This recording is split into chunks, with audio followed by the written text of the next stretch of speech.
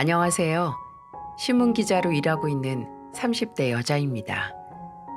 대중의 알 권리를 수호하는 언론인이라면 한 번쯤 들어봤을 만한 월터 크론카이트의 명언이 하나 있습니다. 언론은 사람들에게 그들이 알기를 원하는 것이 아니라 알아야 할 필요가 있는 것을 마땅히 말하려고 해야 한다. 혹시나 저와 유사한 일을 겪은 분들께는 위로를, 또 미래에 혹시나 제가 겪은 일을 겪을 수도 있는 분들을 위한 공익적인 목적으로 마음만 같아서는 대자보를 쓰든 정말 실제로 기사화시키고 싶기도 합니다. 하지만 제가 직접 겪은 일이기에 편견과 객관성이 떨어져서 차마 실행을 못하고 이렇게 사연을 보내게 됐어요. 저는 지방의 신문사에서 기자로 활동하고 있는데요. 지금은 퇴직하셨지만 오랫동안 국어 교사로 일하시는 아버지의 영향으로 옛날부터 활자를 읽고 쓰는 걸 좋아했어요. 물론 기자에게는 글을 흡입력 높고 간결하게 구사하는 능력도 중요하지만 무엇보다도 중요한 건 바로 끝이 나올 때까지 파고드는 끈질김과 진실을 추구하는 집념일 겁니다. 하지만 그 집념이 참 희한하게도 사랑이란 감정이 가미되면 흐려지더라고요. 다행히 누군가의 도움으로 끝내 진실에 도달하긴 했지만 만약 그 사람의 도움이 없었더라면 현재 제가 어떻게 살고 있을지 정말 상상도 하기 싫네요. 모든 일의 시작은 제가 친한 언니의 소개로 한 남자를 만나면서부터 시작을 했어요. 모든 기혼자들의 특징을 아시나요? 주변에 결혼 연애를 안 하고 혼자 있는 사람을 가만히 못 둔다는 겁니다. 그 언니도 결혼 후에 늘 제게 누구를 붙여주고 싶어 했어요. 제가 오래 만났던 사람과 헤어지고 나서부터 계속 제게 너 이제 30 중반 넘으면 더 만나기 힘들다. 채갈 놈들은 누가 다 채가서 짝 만나기 더 힘들어진다는 말을 해왔었죠. 처음에는 한 귀로 듣고 한 귀로 흘리면서 하면 하는 거고 안 하면 안 하는 거지 라고 말하면서 괜히 상황에 쫓겨서 누굴 만나기는 싫다고 했어요. 근데 또 상황이 사람을 만든다고 옆에 계속 그렇게 말하는 사람이 있으니 진짜 더 나이 들기 전에 누굴 만나긴 해야 하나 싶더라고요. 그런 생각을 어렴풋이 하고 있을 때 언니와 그 언니 남편이 야밤에 갑자기 저를 불러서 나간 적이 있었어요. 그렇게 간 곳은 고급스럽고 큰 일식집이었는데 언니 부부만 있는 게 아니더라고요. 주영아, 여기 왜 이렇게 늦었어? 차가 막혀서. 안녕하세요. 잘 왔어요. 주영 씨 초밥 좋아하죠? 선미랑 내가 특별히 주영 씨 좋아하는 초밥집에서 만나자고 했어요. 어, 감사합니다. 근데 옆에 분은 누구? 아, 인사해요. 여기는 내가 아는 동생, 여기 주인이에요. 안녕하세요. 최종수라고 합니다. 초밥 좋아하신다고요? 오늘 원 없이 드시고 가세요. 제가 대접하는 거니까요. 참치 좋아하세요? 아니면 참돔 뱃살 어떠세요? 서글서글하고 부드러운 인상의 남자였습니다. 38이라는 나이에 이렇게 고급스럽고 큰 일식집을 소유했다는 점이 놀랍기만 했죠. 정말 그날처럼 그렇게 질 좋은 초밥을 배 터지게 먹어본 적이 없는 것 같아요. 또 초밥뿐만이 아니라 제가 잘 집어먹는 반찬을 눈여겨보다가 채워주기도 하고 식당에서 안 파는 다른 메뉴를 주방에 부탁해서 만들어주기도 하더라고요. 혜미 씨, 여기 콘치즈 좀 부탁해요. 거 왜 있잖아. 혜미 씨 잘하는 거. 햄까지 넣은 걸로. 아무래도 티가 날 정도로 제게 관심을 표하고 잘해주는 걸 보니 언니가 날 잡아서 은밀하게 자리를 만들었구나 싶었어요. 또 남자는 제가 기자라는 것에 굉장히 관심을 보였어요.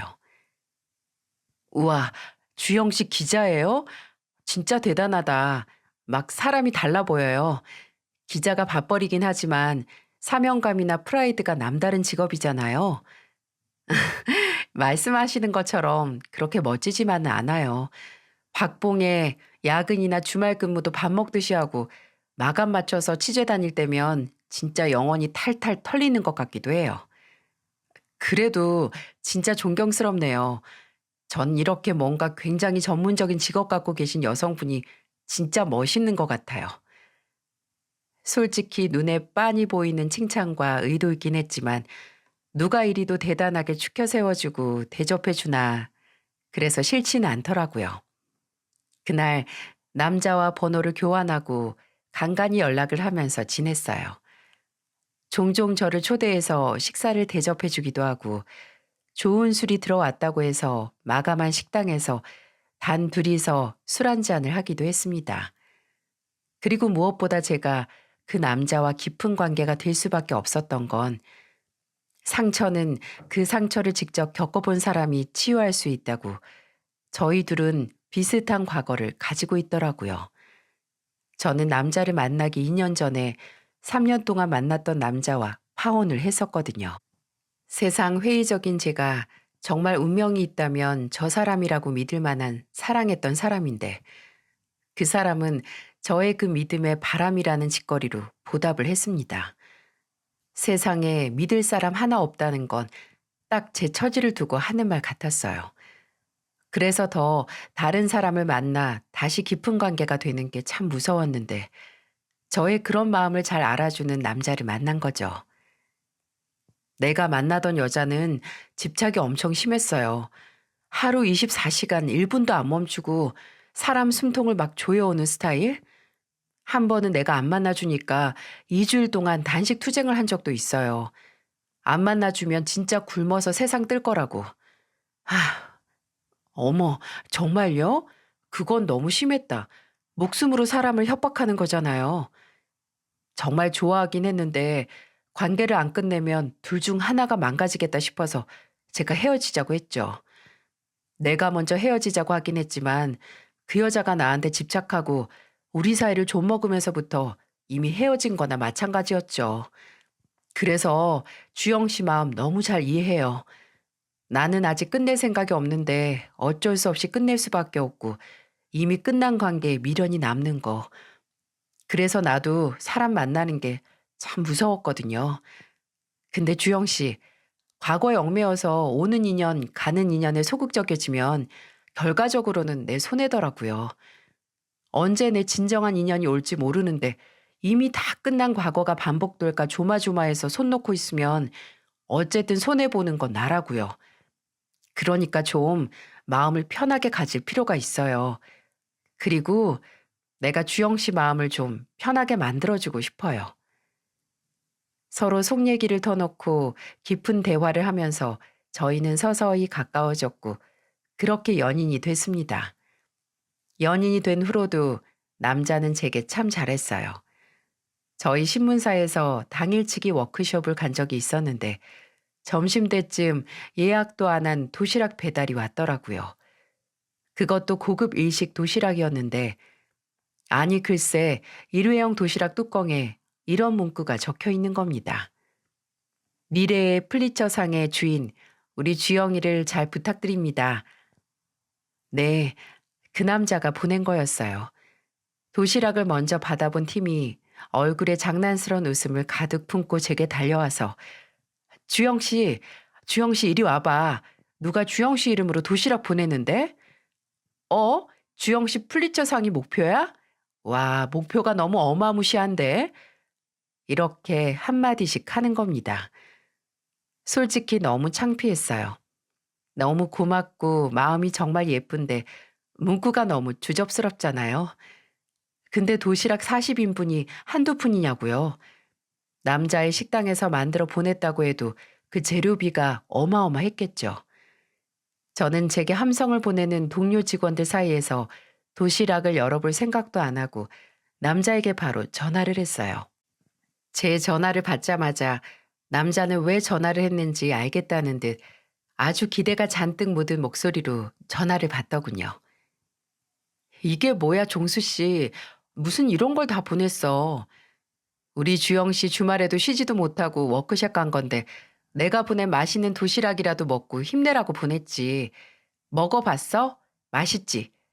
주영 씨가 좋아하는 걸로만 싼 주영 씨 스페셜 도시락인데? 창피하긴 하지만 저를 위해서 이렇게 시간과 돈, 인력까지 써가면서 대형 이벤트를 해주다니 정말 감동이었어요. 남자는 늘 절 먹는 걸로 꼬시긴 했어요. 결혼하면 매일 좋아하는 초밥 배 터지게 먹여준다. 나한테 시집 와라라는 말을 자주 하기도 했고요. 그럴 때마다 뭐래? 하면서 웃으면서 지나갔는데 어째 그 말이 점점 진심으로 다가오는 거예요. 그래서 연애를 시작한 지 반년 만에 남자가 프로포즈를 했을 때 놀랄 수밖에 없었고요. 본인의 식당 마감 시간에 불러 식사를 대접해 준다고 해서 갔는데 거기서 프로포즈 이벤트를 준비해 놓고 기다리고 있더라고요. 정말 당황스럽기는 했는데 순간 남자가 제게 결혼해달라 하면서 내미는 반지를 보면서 순간적으로 내가 이 남자보다 더 좋은 남자를 만날 수 있을까 하는 의문이 강하게 들더라고요. 정말 내 운명은 이 사람일 수도 있다는 근거 없는 확신이 들었달까요? 그래서 저는 프로포즈를 덥석 받아들였고 저희는 결혼 준비를 시작했습니다. 예비 남편은 제게 잘했던 것처럼 저희 부모님께도 참 잘했어요. 프로포즈를 받고 처음으로 저희 부모님을 만나는 날, 예비 남편은 특유의 서글서글한 성격과 이벤트를 잘한다는 장점을 살려서 저희 부모님께 점수를 톡톡히 잘 땄어요. 단 걸 좋아하시는 어머니를 위해 화과자와 선물로 브로치를 준비했고, 야구를 좋아하는 아버지를 위해서 지인에게 부탁해서 야구 선수의 친필 사인이 담긴 유니폼을 가져왔더라고요. 이미 그 선물에서 저희 아버지의 눈은 하트가 되어 있었어요. 시아버지 사랑이 며느리이듯이 사위 사랑은 장모가 아닌 장인어른이었네요. 또 예비 남편이 말을 좀 잘하나요? 능글능글한 매력으로 금세 저희 부모님과 친해질 수 있었죠. 제가 정말 좋아하는 직업이 세 개 있는데 언론인하고 교사하고 의료인이에요. 국민들 알 권리 보장하는 투사들이 언론인 기자들이고 또 미래 나라의 주인을 양성해내는 게 교사 아닙니까 장인어른? 뭐 의료인 분들이야 정말 사람 살리는 영웅들이시고요. 아 진짜 제 처가 될 곳에 그분들이 다 모여 있다니 이래서 사람이 오래 열심히 살아야 하나 봐요. 존경합니다. 장모님, 장인어른. 아유, 우리 최서방 말 한번 기가 막히게 잘하네. 아무리 봐도 그냥 식당만 운영하기엔 아까워. 그러게. 정말 말을 어쩜 그렇게 잘해. 어디서 배우는 거야? 예쁘게 잘 봐주셔서 감사합니다. 아, 근데 장모님, 말을 잘 못하면 요식업계에서 살아남기 어렵더라고요. 맛도 맛이지만 이 언변으로 단골 손님들 유지하기도 하거든요. 말도 잘하고 성격 좋고 능력 있고 딸을 책임지고 행복하게 해주겠다 다짐하는 사위를 어찌 예쁘게 안 볼 수가 있겠어요. 저희 부모님은 저희들 결혼을 적극적으로 환영해 주셨고 그건 예비 시댁도 마찬가지였습니다. 사업을 하신다는 우직하시고 화통한 예비 시아버지와 오래 집안을 윤택하게 지키신 다정한 예비 시어머니는 정말 좋은 분들이었어요. 저도 외동이라서 부모님의 사랑을 좀 넘치게 받은 편인데 예비 시댁에 갔을 때 예비 남편은 정말 물가에 내놓은 자식 그 자체였습니다. 종종 대화 중에 알 수 있었어요. 그러고 보니 종수 너 저번 달에 건강검진은 갔다 왔니? 네? 아, 그거요. 아직 못 갔어요. 어머, 왜 아직 못 갔어? 그런 거 미루지 말라고 했잖아. 엄마 가는 병원에 예약해 둘 테니까 다음 주라도 빨리 갔다 와. 집으로 보내준 한약은 잘 먹는 거야? 다 먹었으면 더 보내주고.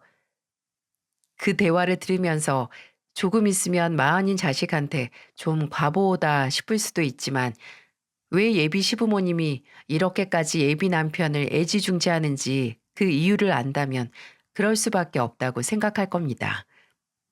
저희가 결혼을 약속하고 나서 예비 남편의 집에 놀러 갔을 때 앨범을 본 적이 있었어요.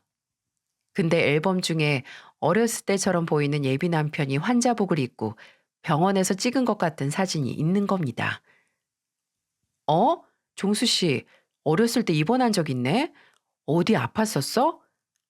아, 그거 나 아니야. 우리 형. 형? 종수 씨 쌍둥이야? 쌍둥이였지. 형은 초등학교 11살 때 백혈병 걸려서 1년 내내 병원에 입원해 있었어. 여기 봐. 나랑 같이 찍은 사진 있잖아. 진짜 매일매일 형 만나러 병원에 갔지. 그렇구나. 그럼 형은 지금 그때 더 나아지지가 않아서 12살 생일 한 달 앞두고 하늘나라에 갔어. 오래전 일란성 쌍둥이 형이 병으로 먼저 세상을 떠나고 외동이 되어버린 예비 남편은 하나 남은 자식에게 온 애정을 퍼붓는 예비 시부모님 사이에서 자란 겁니다. 그 얘기를 듣고 나니 곧 40인 예비 남편을 4살처럼 대하는 예비 시부모님의 행동이 이해가 갔죠. 특히나 건강에 관련해서는 말이죠. 그래서 저는 처음에 그렇게 소중한 아들의 결혼 상대로 그 누구도 눈에 안 차서 저를 보고도 시큰둥하실 수도 있겠다 예상을 했는데 오히려 정반대였어요. 우리 아들을 믿는 만큼 아들이 선택한 사람이라면 본인들도 믿어 의심치 않는 것 같았습니다. 예비 시부모님은 저희 결혼을 축하해 주시면서 신혼집 예산을 지원해 주시기로 했어요. 그리고 남편이 모은 돈과 합쳐서 5억 정도의 아파트를 매매하기로 했습니다. 결혼식 자금과 혼수는 제가 하기로 했고요. 저를 진심으로 아끼고 사랑해주고 또 경제적 능력도 어디 하나 빠지지 않는 예비 남편과의 결혼을 순풍에 돛을 단 것처럼 거침없이 진행됐고 만인의 축하를 받았습니다. 아니, 딱 한 사람, 저희 결혼에 반대를 하는 사람이 있긴 했어요. 주말까지 식당에 나가야 하는 남편 대신 저 혼자 토요일 하루를 투자해서 예식장을 돌아다녔는데 그러다가 평소 제가 좋아하는 브랜드가 백화점에서 할인 행사를 한다는 알림 문자를 받았어요. 마침 제가 갔던 예식장 근처에 백화점이 있어서 신나서 달려갔죠. 중요하진 않지만 세일을 안 하면 판매가가 코트 하나에 50만 원이 넘었었거든요. 고심해서 제 옷을 고르는데 남성복 라인도 세일을 해서 예비 남편의 것도 사면 좋겠더라고요. 진짜 딱 키가 큰 예비 남편에게 어울릴 만한 코트가 있어서 블랙으로 할지 카멜로 할지 고민하고 있는데 둘 다 나쁘지 않게 어울릴 것 같은 거죠. 둘 다 어울린다면 입을 사람이 좋아하는 색깔로 하자 싶어서 예비 남편에게 묻기 위해 전화를 했는데 전화를 안 받는 게 아니겠어요? 2번 했는데도 안 받아 시간을 보니 점심 장사가 끝날 때쯤이라서 아직 바쁜가 보다 했죠. 근데 생각을 해보니까 예비 남편 식당 근처에도 백화점이 하나 있거든요. 여기서는 제 옷만 사고 식당에서 예비 남편을 데리고 같이 백화점에 가서 고르면 되겠다 싶었어요. 그래서 택시를 타고 예비 남편 식당으로 갔습니다. 제가 도착했을 때쯤엔 앞 시간 장사가 끝나고 브레이크 타임이었을 때였죠. 제가 문을 열고 들어가니 낯익은 직원이 나와서 말하더라고요. 손님, 저희 5시까지 브레이크 타임인데요. 아, 그게 아니고 사장님 만나러 왔는데요. 안 계시나요? 사장님이요? 아, 안녕하세요. 사장님 잠깐 외출하셨어요. 그래요? 전화를 안 받아서 저 잠깐 여기서 기다려도 되죠? 네, 그러세요. 예비 남편의 식당에 자주 갔던 탓에 저를 알아본 직원은 저 또한 익숙한 사람이었어요. 김혜미라고 예비 남편의 식당 총괄 매니저였거든요. 식당에서 제일 오래 일한 직원이라고 예비 남편이 얘기했던 게 기억이 나요. 제가 카운터 옆에 웨이팅하는 간이 의자에 앉아서 예비 남편을 기다리려고 하는데 이상하게 그 매니저가 계속 제 앞에 서 있는 거예요. 좀 어색해서 제가 눈을 마주치고 얼굴을 갸웃하게 되니 되게 가라앉은 목소리로 이런 말을 하는 겁니다. 오랜만에 오셨네요. 아, 사장님이랑 결혼한다는 얘기 들었어요.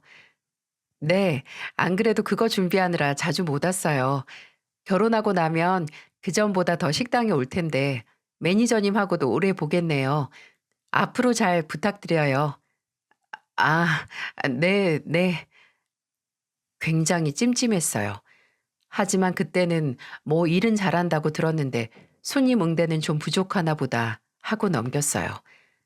근데 계속 그렇게 생각하고 넘어갈 수 없었던 게 제가 예비 남편을 기다리는 내내 지나가면서 주방으로 들어가면서 카운터에 있으면서 계속 저를 힐끗힐끗 쳐다보는 게 아니겠어요? 아니, 나중에는 아예 대놓고 보는 게 느껴질 정도였어요.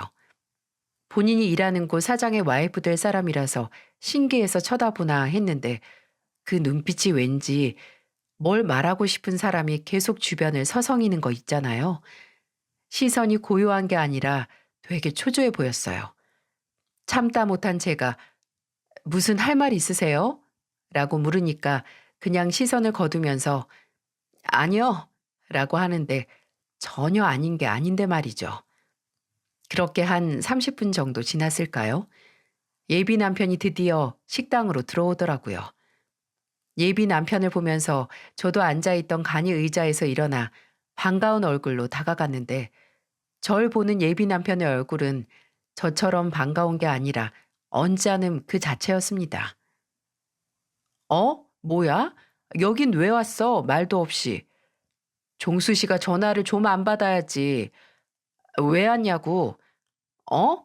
아, 뒷타임까지 시간 있으면 나랑 여기 앞에 있는 백화점 좀 같이 가자. 나 오늘 쇼핑 갔다가 종수 씨한테 진짜 잘 어울리는 코트. 주영 씨, 솔직히 나 지금 되게 기분이 나빠. 뭐? 아니, 왜? 생각을 해봐. 주영 씨는 내가 주영 씨 일하는 신문사에 주영 씨 없을 때 가서 기다리고 있으면 좋겠어? 그것도 연락도 없이 이렇게 덜컥. 아니, 전화를 했는데 종수 씨가 안 받아서. 내 탓하지 마. 안 받는다고 해서 찾아와? 내가 그런 거 싫다고 했잖아. 전화 안 받으면 어련히 다른 일이 있나 보다 하고 집에 가서 내가 연락할 때까지 기다리던가. 뭐야 이게? 직원들이 날 어떻게 생각하겠어? 우리 제발 선은 넘지 말자. 어? 내가 종수 씨 식당까지 찾아온 게 이렇게 화낼 일이야? 아니, 기분이 나빴다면 미안한데 솔직히 이렇게까지 나한테 면박 줄 일인지 모르겠거든? 그것도 그렇게 대단한 종수 씨 식당에서.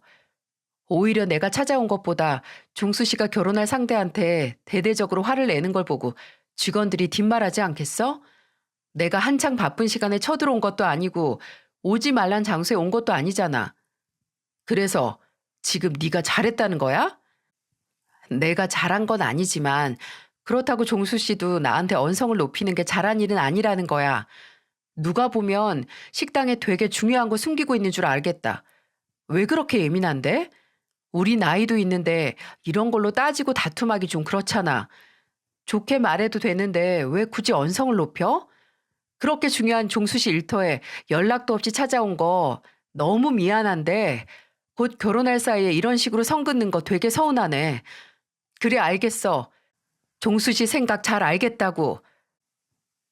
그리고 저는 할 말도 못한 채 식당을 나왔습니다. 너무 화가 나고 서러웠어요. 결혼 준비를 하면서 처음으로 말다툼을 한 거거든요. 제가 결혼 준비를 하면서 의견 차이로 싸웠으면 억울하진 않을 거예요.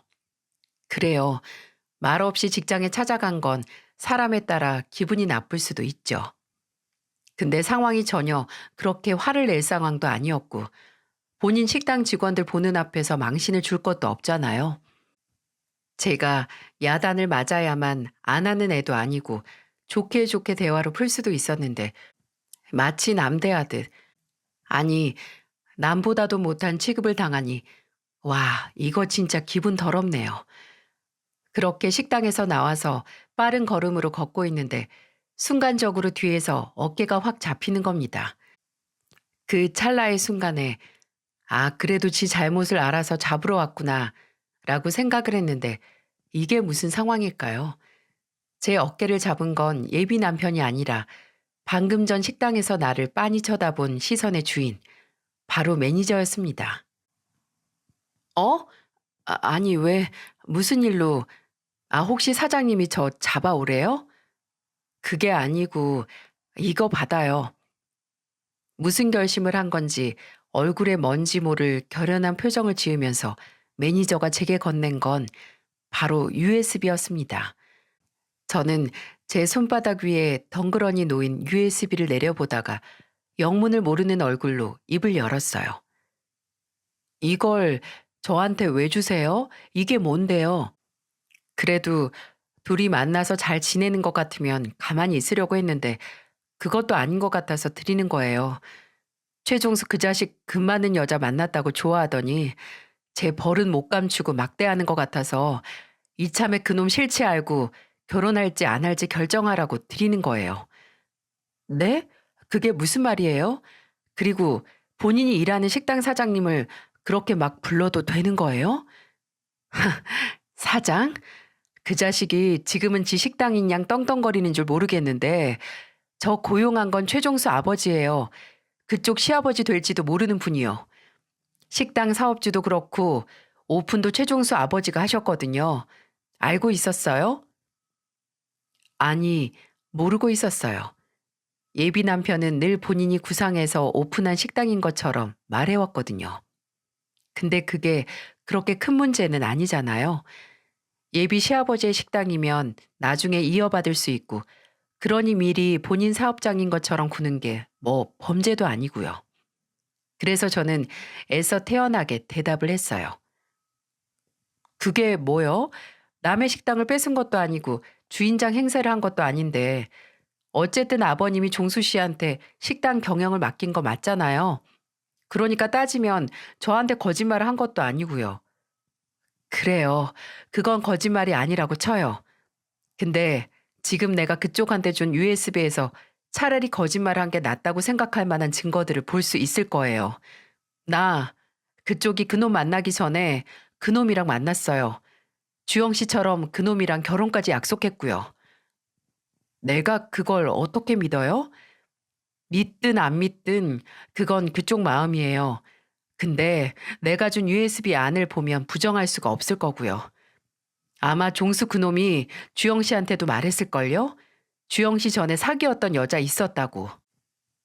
그 말을 듣는 순간 제 머릿속을 스쳐 지나가는 예비 남편의 목소리가 있었습니다. 예비 남편이 먼저 이별을 고했다던 집착이 아주 심했던 여자 이야기 말이죠. 혹시 그쪽이 만나줄 때까지 밥 안 먹겠다고 버틴 협박범이에요?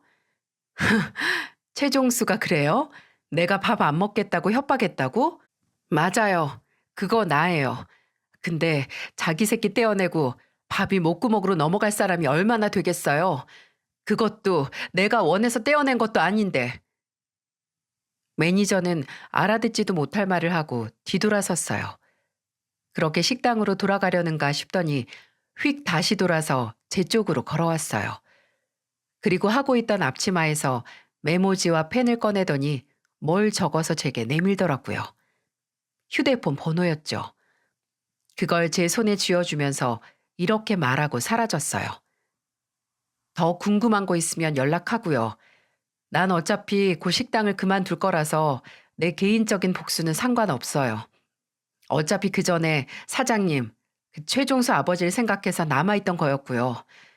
저는 그저 같은 여자로서 더는 최종수한테 당하는 피해자가 없으면 해서 이러는 거니까 정말 나중에 후회하고 싶지 않으면 내가 준 거 천천히 살펴보는 게 좋을 거예요. 그리고 그 뒤에 판단이나 선택은 본인 몫이고요. 알고 나중에 후회하는 게 모르고 후회하는 것보다 더 낫지 않겠어요? 그날 저녁 저는 집에 도착해서 작은 USB를 앞에 두고 몇 시간을 고민했습니다. 뭐가 들어있는지도 모르는, 그러나 저와 제 예비 남편 사이에 분명히 문제를 일으킬 물건을 확인할지 말지의 기로에 서 있었어요. 그 순간 제가 대학교 때 가르침을 받은 교수님께서 하셨던 말이 생각이 나더군요. 사탕 발림 같은 거짓으로 가득 찬 행복 속에서 텅 빈 머리를 갖고 사는 것보다 진리를 깨우친 머리로 지옥에서 진실을 파헤치면서 사는 게 기자로서 인간으로서 더 나은 가치라고 말이죠. 내가 이걸 보고 괴로워질 수 있지만 보고 괴로운 것보다 평생 풀리지 않는 의문으로 답답해서 괴로운 것보다는 훨씬 낫다는 판단을 내렸어요. 저는 드디어 노트북을 켜서 USB를 연결해 안의 내용을 확인했어요. 그리고 제 앞으로 뚝뚝 떨어진 정보들은 정말 지옥이 가득 찬 지옥 그 자체였습니다. 그 USB의 내용은 약 2년간 매니저 김혜미 씨가 예비 남편과의 사이에서 벌어진 모든 일들을 기록해 놓은 일종의 일지 혹은 증거물들이었어요. 둘이서 나눈 문자 내용이 캡처된 사진을 봐서는 예비 남편이 시아버지를 대신해 식당 경영을 도맡아 하면서부터 매니저에게 먼저 다가갔고 정말 연인으로 발전한 관계였어요. 함께 찍은 다정한 사진들은 둘이서 어디를 여행을 갔고 둘 사이가 얼마나 친밀한지 알 수 있었고요. 그리고 저를 약 5분간 정지하게 만든 건 바로 태아 초음파 사진이었어요. 네, 매니저는 예비 남편의 아이를 임신했었어요. 문자 내용 중에는 매니저가 먼저 임신 사실을 알리고 예비 남편이 책임지겠다, 결혼하자는 얘기를 한 것도 다 남아 있었어요. 그리고 동영상 중에 하나는 바로 예비 남편이 매니저에게 프로포즈 이벤트를 하는 동영상이었어요. 매니저는 세상을 다 가진 것처럼 행복해 보였고 예비 남편 또한 매니저를 아주 사랑하는 것처럼 보였네요. 근데 시간 순으로 정리되어 있는 증거물들의 분위기는 한순간 달라졌어요. 책임지겠다, 결혼하자 먼저 말을 꺼낸 예비 남편은 점점 매니저에게 이런 문자를 보내기 시작했어요. 널 정말 사랑하지만 우리 부모님이 너를 가족으로 받아주실지 모르겠다. 난 정말 문제라고 생각을 안 하지만 까놓고 말해서 너희 부모님도 일찍 돌아가셨고 하나 있는 가족인 오빠도 옥살이하고 있지 않느냐. 우리 부모님이 사회적 체면이 있지 너 같은 조건의 며느리를 달갑게 생각할지 모르겠다. 우리 부모님이 마음먹고 반대하면 당연히 너 상처받을 거고 나는 네가 나로 인해 상처받는 거 원하지 않는다. 네, 정말 너절했어요. 제가 아는 사람이 맞나 싶을 정도로 교묘하게 상황 탓, 남 탓을 하면서 결론적으로 널 책임질 수 없고 헤어지자는 말을 하고 있더라고요. 매니저가 감내하겠다. 상처를 받든 어떻든 다 내가 감수할 거니까 버리지 말라고 매달렸어요. 하지만 예비 남편은 일 없다, 애 지워라라고 하면서 쉽게 잡혀주지 않더라고요. 그 다음에 나온 증거들이 충격적으로 그걸 증명했죠. 그건 병원 진단서 스캔본과 경찰 진술조사서를 찍은 사진들이었습니다. 그리고 무수히도 많은 멍과 상처, 터진 입술을 찍은 사진들이었어요. 예비 남편은 매달리는 매니저에게 폭력까지 휘두른 겁니다. 매니저는 예상치도 못한 예비 남편의 폭력에 동영상도 찍었더라고요. 예비 남편의 식당 주방으로 추정되는 곳에서 예비 남편은 국자나 주걱을 매니저에게 던지면서 폭언을 퍼붓고 있었어요. 끈질긴 년. 너 내가 곧 건수만 잡으면 아버지한테 말해서 모가지 날릴 줄 알아. 내 식당에서 지긋지긋한 네 얼굴 보는 것도 곧 굿바이다 굿바이. 아 재수없어. 또 매니저의 집으로 추정되는 공간에서 예비 남편이 매니저에게 발길질을 하는 끔찍한 장면도 있었네요. 이건 켰다가 바로 껐습니다. 보자마자 속이 울렁거렸거든요. 근데 그 속은 진정되지 않고 오히려 더 격하게 요동을 쳤습니다. 그 다음에 본 증거물 때문이었죠. 그건 바로 유산 진단서와 상해 진단서를 찍은 복사본이었어요. 그리고 의사의 소견란에는 복부의 다발성 타박상이 유산의 원인이라는 진단이 보였어요. 등줄기에는 소름과 함께 식은땀이 흘렀고 시간이 그대로 멈춘 것 같기도 했습니다. 저는 지금까지 책임지기 싫어서 본인 자식의 엄마를 폭행해 지 손으로 자식을 죽인 인간과 결혼 준비를 했던 거예요. 손이 달달달 떨리고 귓가에서 이명까지 들리는 경험은 생전 처음이었어요. 그 후의 증거들도 충격적이긴 마찬가지였네요. 매니저는 그 후에 예비 남편, 아니 최종수 그 자식을 경찰에 신고했는지 고소장과 진술조사서가 있었고 그 뒤에 있는 매니저의 통장 내역과 최종수가 보낸 문자로 봐서는 최종수가 막대한 돈을 매니저에게 보내고 합의를 하자고 했었더라고요. 하지만 매니저는 돈은 필요 없다. 나한테 용서를 받고 싶으면 평생 내 옆에서 갚으라고 끝까지 그 금수만도 못한 그놈을 붙잡고 있었고요. 그렇게 절박한 매니저에게 예비 남편은 너 같은 년 용서받고 싶지도 않으니까 돈이나 받고 나를 기억에서 지워주라고, 진짜 더 당하고 싶으면 매달려 보라고 하면서 매니저를 조롱했고요. 그 무수히 많은 증거들을 보고 나서 한동안 멍하니 있었습니다. 머리 꼭대기 끝이 뜨겁게 달아오르다가 아주 차게 식는 것 같기도 해서 어지러웠어요. 내가 지금까지 무슨 일을 벌인 건지, 정말 누구와 함께 살 작정을 했던 거야 라는 생각에 경악했네요. 시간 가는 줄 모르고 덮은 노트북 앞에서 생각에 잠겨 있는데 그 순간 초인종이 울렸습니다. 예비 남편이었어요. 낮에 있었던 일을 제게 사과하려고 찾아온 거예요. 문을 여는 순간 예비 남편은 제게 정말 환하게 웃으면서 아까 낮에 내가 너무 심했지. 내가 너무 예민했어. 주영 씨한테 그러면 안 됐는데. 정말 미안해. 라고 하면서 눈꼬리를 축 처지게 만드는 거예요. 근데 저는 이미 이 인간이 어떤 놈인지 잘 알고 있었고, 그걸 알고 보니 그 얼굴이 어찌나 가증스럽게 느껴지는지. 그런 제 생각도 모르고 예비 남편은 제 옆을 스쳐서 유유히 집 안으로 들어갔어요. 그리고 주방으로 들어가 식탁 위에 봉투를 내려놓으면서 말했어요. 주영 씨 좋아하는 스페셜 초밥 포장해 왔어. 이거 먹고 나 딱 한 번만 용서해 주라. 내가 아무것도 모르는 줄 알고 아주 살살 웃으면서 말하는데 저는 참지 못하고 입을 열었어요. 초밥? 초밥 하나로 용서받으려고? 김혜미 씨한테는 어마어마한 합의금도 줬던데 나는 초밥 하나로 용서를 받겠다? 아, 김혜미 씨 용서는 어차피 필요 없다고 했나? 그럼 용서해주길 바라는 나한테는 고작 이깟 초밥 하나로 때우려고 하면 안 되지. 장사하는 사람이 영 감이 없네. 아, 어차피 본인 식당이 아니라 아버지 식당이라서 장사치 마음대로 장사를 해서 그런가 봐. 주영 씨, 지금 그게 대체 무슨 소리야? 모른 척 할 필요 없어. 이미 너무 확실한 증거들을 봐서 오해다 아니다 실갱이 하면서 시간 낭비할 필요 없다는 소리야. 어떻게 그런 과거를 숨기고 나랑 결혼할 생각을 하니? 우리 부모님 앞에서 어떻게 나 하나 책임지고 행복하게 해주겠다는 소리를 해? 한 여자 인생을 나락으로 떨어뜨렸으면서. 너 내 뒷조사했냐?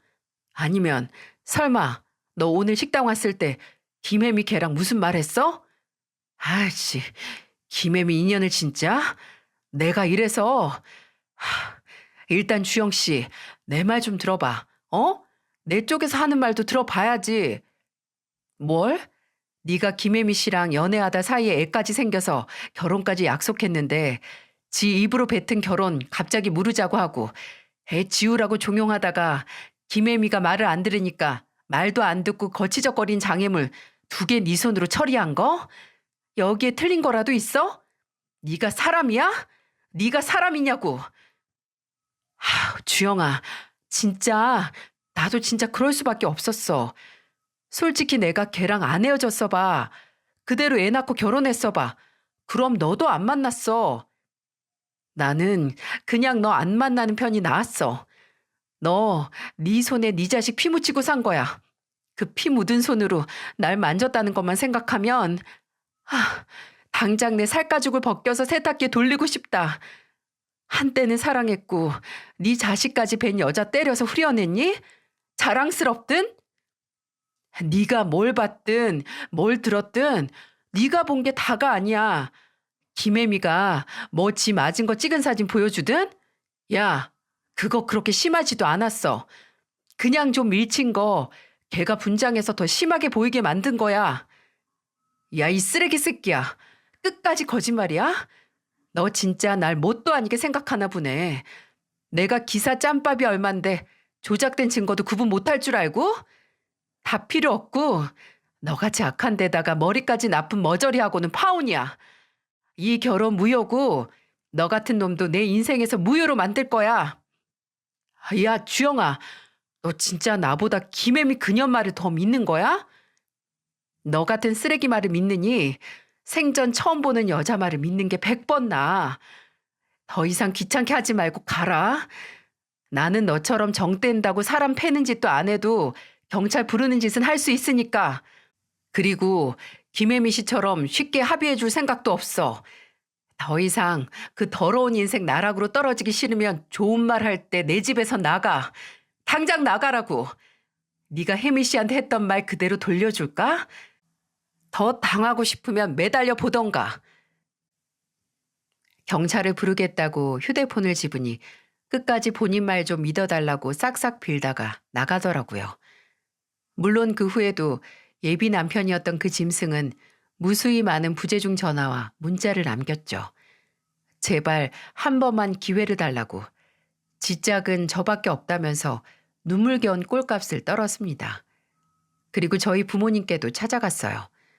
부모님 댁에 가서 제발 주영이 마음 좀 돌려달라고 무릎까지 꿇고 빌었답니다. 근데 이미 모든 사실을 제게 들어서 알고 있는 부모님은 그때까지 그 인간에게 받았던 선물들을 모조리 모아서 그 인간한테 던지면서 어머니께서 말하셨대요. 2번 다시 우리 가족 앞에 나타나지 말라고.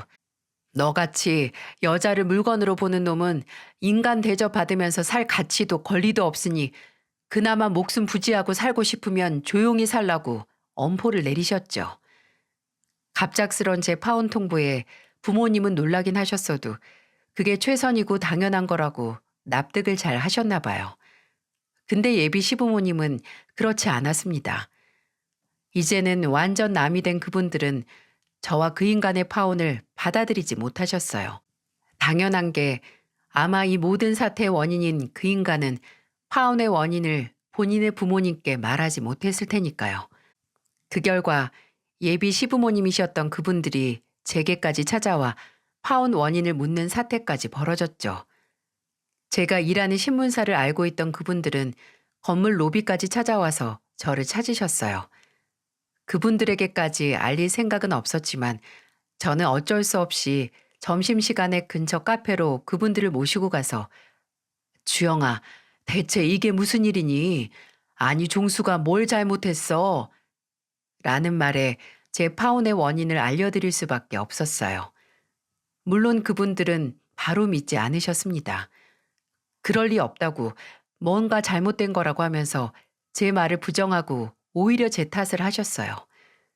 제가 혹시나 그 인간이 찾아왔을 때를 대비해서 제 휴대폰으로 옮겨 썼던 증거들 중에 하나를 보여드렸을 때야 비로소 예비 시어머니는 눈물을 보이셨고 예비 시아버지께서는 아무 말도 못 하셨어요. 그리고 예비 시어머니는 불현듯 여보, 그래서 매니저였던 혜미가 그만둔다고 한 거 아니야? 저번 주에 당신한테 연락했었다며 라는 말을 하셨죠. 저는 제가 원치 않게 그분들에게 충격을 줬다는 사실에 불편해져서 가라앉은 목소리로 말했습니다.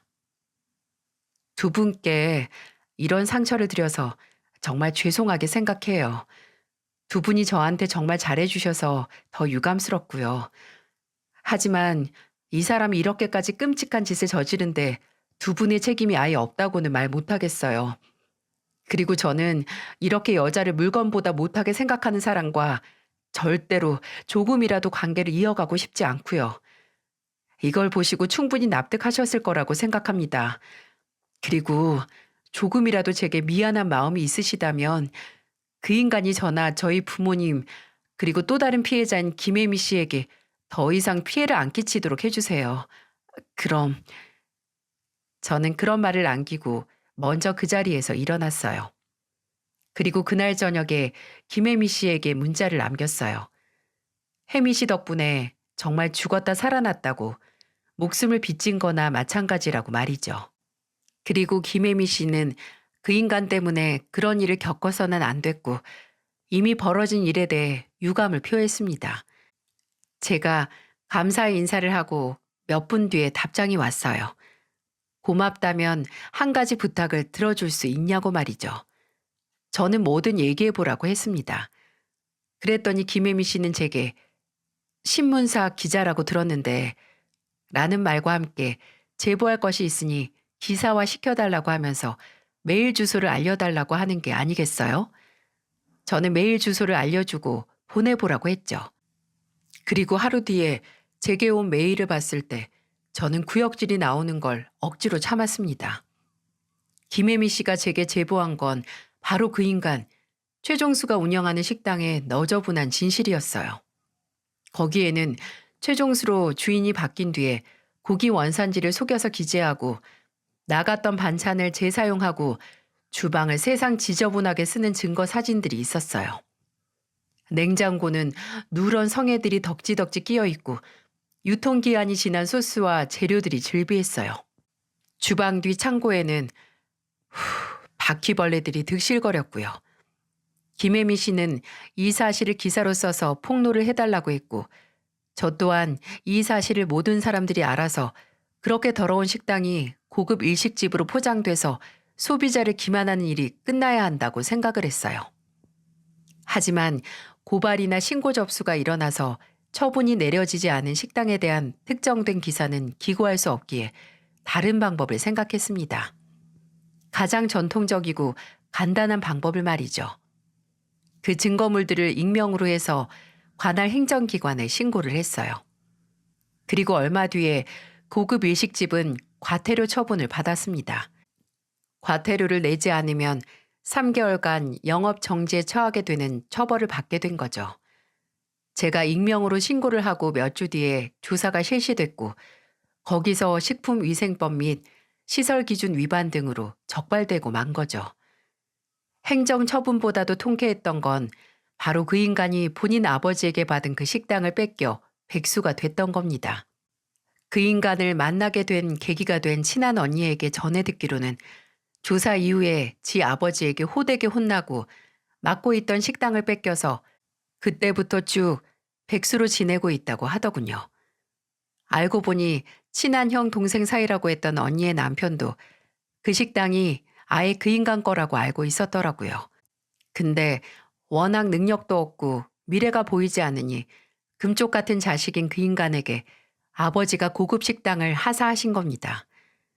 근데 귀중한지도 모르고 막 운영하다가 도로 뺏긴 거고요. 솔직히 말해서 그 인간이 부모님께 완전히 팽당한 거라고 생각은 안 해요. 하나 남은 소중한 자식이 다른 집 귀한 자식 인생을 망쳤다고 해서 완전히 내칠 부모가 아닐 것 같거든요. 아마 그 부모에게 본인 자식의 잘못은 시간이 갈수록 흐려질 겁니다. 하지만 분명히 아무리 시간이 지난다고 해도 저나 김혜미 씨 같은 여자는 그 인간의 인생에서 만나지 못할 거예요. 본질을 볼 수 있는 웬만한 여자들은 그 인간을 피할 테니까 말이죠. 정말 재미있는 결론은 저와 김혜미 씨는 이 사건 이후로 친한 언니 동생 사이가 됐다는 겁니다. 제가 김혜미 씨에게 제보를 받고 나서 다른 계획이 좋겠다고 전하는 과정에서 연락을 나누다가 친해졌거든요. 지옥에서 인생을 구제함과 동시에 정말 좋은 친구가 생긴 거죠. 이게 인생의 아이러니인 것 같습니다. 간혹 내게는 그러지 않겠지, 나한테만 안 그러면 돼 라고 희망 회로를 돌리는 분들이 있습니다. 하지만 중요한 건 내가 아닌 다른 곳에서 벌어지고 지난 사건이기에 나와는 상관없다는 게 아니라 그 사건을 일으킨 인간의 본질을 알아야 한다는 겁니다. 그 짐승보다 못한 인간이 김혜미 씨에게 저지른 끔찍한 사건이 제겐 일어나지 않았지만 그 인간이 제 인생에 들어옴으로써 그 사건 또한 제 인생에 포함이 되는 거예요. 왜냐하면 그 인간의 본질이 그 사건을 일으켰으니 말이죠. 그런 인간을 받아주면서 내게는 그런 사건이 안 일어날 거라고 믿고 내 인생을 거는 건 너무나 무모하고 멍청한 짓이겠죠. 이렇게 사연을 보내면서도 계속 등에 소름이 돋았어요. 아직도 그날의 악몽이 생생하게 기억이 날 정도로 제가 지옥에서 빠져나와 구사일생을 했으니까요. 이 자리를 빌어 제 인생을 구제해준 내 구세주인 혜미 언니에게 감사의 말씀을 전하고 또 제 이야기를 들어주신 여러분께도 감사의 말씀을 전합니다. 이야기를 들어주셔서 감사합니다. 기자로서도 또 한 인간으로서도 어떤 상황에서도 진실을 추구하는 자세를 버리지 않겠습니다. 모두들 행복하시고 또 건강하세요.